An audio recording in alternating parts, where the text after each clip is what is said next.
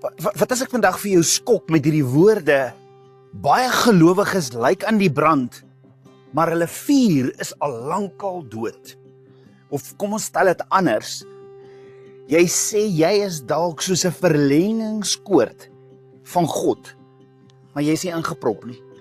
Dink daaraan, 'n verlengingskoord kan vol toestelle wees wat krag nodig het. Al die toestelle het die krag nodig. Dit kan lyk asof alles mooi en reg is, selfs gereed is vir gebruik, maar dit kan nie, as dit nie ingeplak is nie, as dit nie ingeprop is nie, gebeur daar niks. Geen lig, geen krag, geen beweging. Die probleem is nie wat aan die verlengingskoord gekoppel is nie. Die vraag is hy by die regte bron ingeprop? En dis presies hoe baie gelowiges vandag leef. Besig, hard aan die werk, dien oral, gee alles wat hulle kan, maar hier diep binne is hulle moeg, leeg, gefrustreerd. Hoekom? Want jy kan nie krag uitdra as jy nie aan die lewende bron gekoppel is nie. Ja, ware krag vloei nie uit aktiwiteite nie. Dit vloei uit verbinding. Maar wanneer jy weer ingeprop is by hom, die lewende God, dan vloei sy liefde deur jou. Sy vrede vul jou, sy genade dra jou en sy krag begin deur jou lewe te vloei. Dan word jy nie net iemand wat vir God werk nie, jy word iemand deur wie God werk. Paulus sê in 1 Korintiërs 1 vers 2 dat ons in Yeshua geroepe heiliges is. Dit beteken, jy is nie toevallig hier nie. Jy is geroep deur die Skepper self. Maar luister mooi, wanneer ons aan roeping dink ons dikwels aan bediening, ons dink aan sending, ons dink aan groot dinge. Ons wil dink aan dinge doen vir God. En tog wys ons Messias Yeshua vir ons iets dieper. Voordat hy sy disippels geroep het om iets te doen, het hy hulle geroep om eers by hom te wees.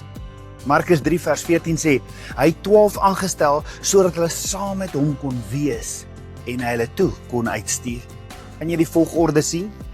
Eers saam met hom wees, eers ingeplak wees by hom, dan het hy hulle uitgestuur, en dan het hulle bedien in sy krag. Die probleem vandag is dit, mense wil die uitstuur hê, maar mis die intimiteit.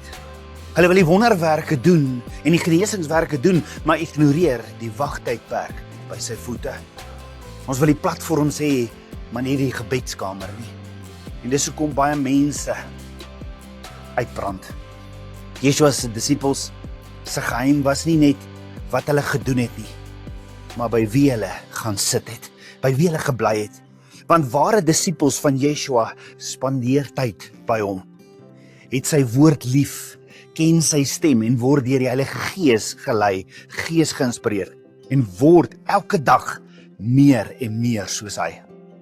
Dit is nie godsdienst nie, dit is verhouding, dit is verbinding. 'n Disipel van Yeshua kan nie Yeshua se opgestane krag dra as hulle nie aan sy teenwoordigheid gekoppel is nie. So die eerste en die grootste roeping van 'n disipel bly nog altyd dieselfde, ken hom, wandel saam met hom in gehoorsaamheid en bly in sy woord. Soos jy vandag kies om weer by hom ingeprop te wees, tik ek kies hom in die kommentaar en deel ook graag hierdie video met iemand wat dit moet hoor. En onthou, staan op, jy is geroep vir 'n tyd soos hierdie.